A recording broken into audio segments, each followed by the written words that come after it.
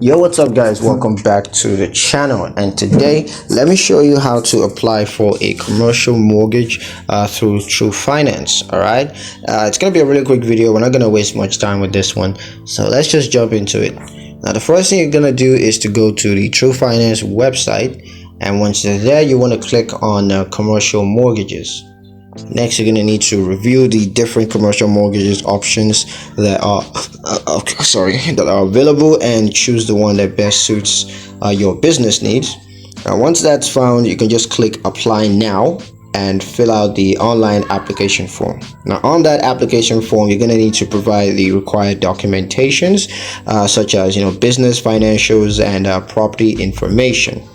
Once that's done, go ahead and review and agree to the commercial mortgage terms and conditions, and then you're going to receive a commercial mortgage decision.